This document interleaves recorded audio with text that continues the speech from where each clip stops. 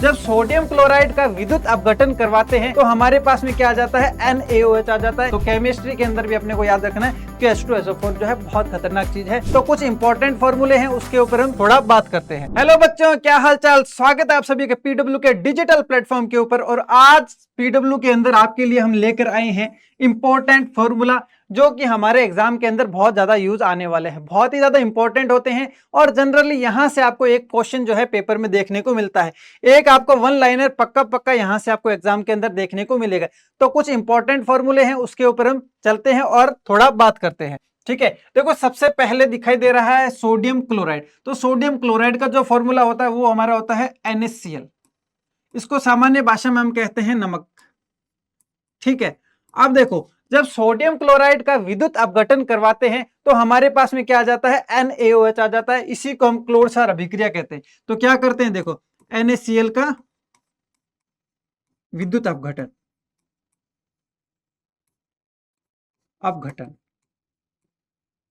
ठीक है, NaCl का जब विद्युत अपघटन किया जाता है तो हमें क्या मिलता है, NaOH मिलता है। क्या मिलता है, NaOH।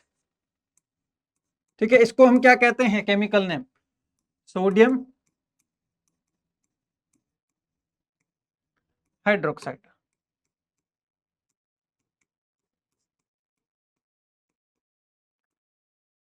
ठीक है, तो अगला फॉर्मूला किसका देखना है, सोडियम हाइड्रोक्साइड। तो इसे हम कहते हैं NaOH। ठीक है, साथ ही साथ में इसको सामान्य भाषा में हम क्या कहते हैं, कास्टिक सोडा। ठीक है, उसके बाद में देखो यहां पर हमें दिया गया है विरंजक चूर्ण। इसका क्या फॉर्मूला होता है, CaOCl2। ये अपना इसका फॉर्मूला होता है। कैसे याद करेंगे, देखो CaO क्या होता है हमारा, CaO जो होता है हमारा बिना बुझा चूना होता है। ठीक है, तो उसके आगे क्या लगा हुआ है, Cl2 लगा हुआ है, तो ये हो जाएगा विरंजक चूर्ण।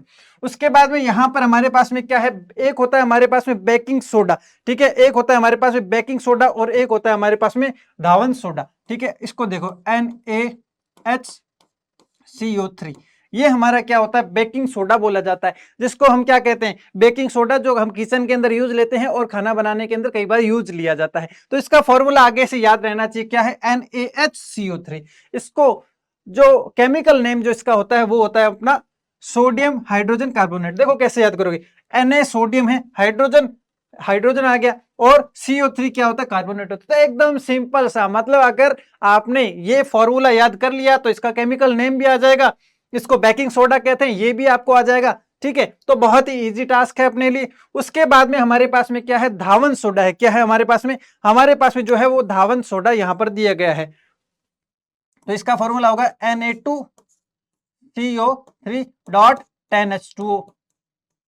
ठीक है, अब देखो इसको कैसे याद करेंगे, देखो ये है अपना बेकिंग सोडा, खाने का सोडा, तो खाने में थोड़ा सा यूज होता है। अब देखो यहां पर है धावन सोडा, जब धोते हैं कपड़े ना तो बार बार में अपने को थोड़ा सोडा लेना पड़ता है, फिर सोडा। तो देखो इसलिए यहां पर Na था, क्योंकि एक ही बार यूज लेते, कम यूज लेते। और ये देखो कपड़े धोने का जो सोडा होता है हमें ज्यादा यूज लेना पड़ता है, इसलिए Na2 है यहां पर, ये Na2CO3। तो ये क्या हो गया, आपस में थोड़े से कनेक्टेड हो गए। साथ ही साथ में .10H2 क्यों है, कपड़े धोते हैं तो उसमें पानी यूज आता है, इसलिए यहां पर .10H2 यहां पर अपने पास में। तो ये अपना ट्रिक है याद करने का, तो बहुत अच्छे तरीके से अपने इसको याद कर सकते हैं।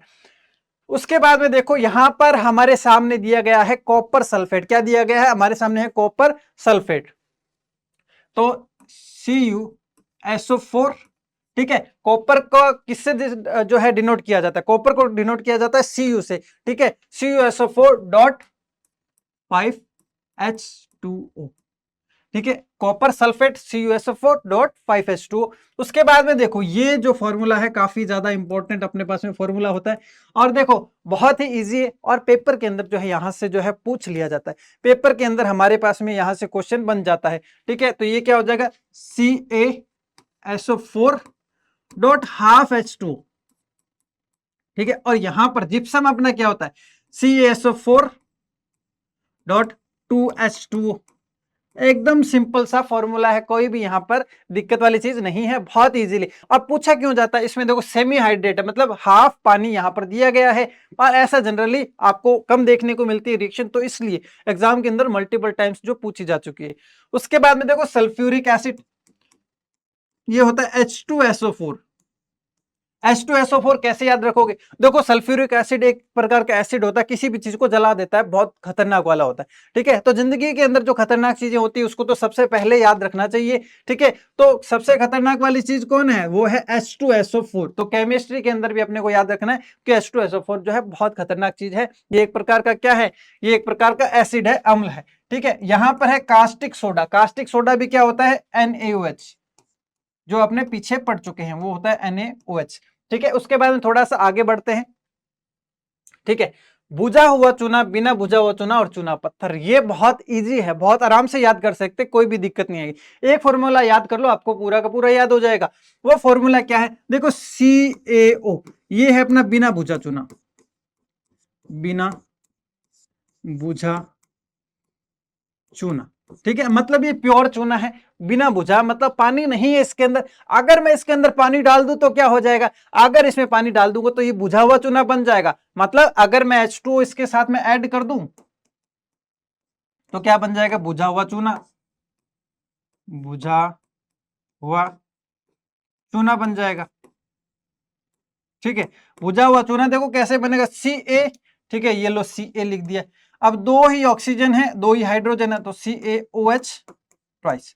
ठीक है, तो हमारा यहाँ पे क्वेश्चन था बुझा हुआ चूना। तो बुझा हुआ चूना क्या होता है? CaOH twice. ठीक है, बिना बुझा चूना क्या होता है? बिना बुझा चूना देखो, बिना बुझा चूना होता है अपना CaO। ठीक है, अब याद करना है चूना पत्थर। तो चूना पत्थर कैसे याद करेंगे? इसी एक फॉर्मूले से याद हो जाएगा। देखो, जब बिना बुझा चूना था तो उसके अंदर H2O प्रवाहित किया, तो अपने पास में बन गया बिना बुझा चूना। लेकिन अगर CO2 इसके अंदर प्रवाहित कर दूं, मैं CaO के अंदर मैं CO2 प्रवाहित कर दूं तो मेरे पास में चूना पत्थर आ जाएगा, चूना पत्थर।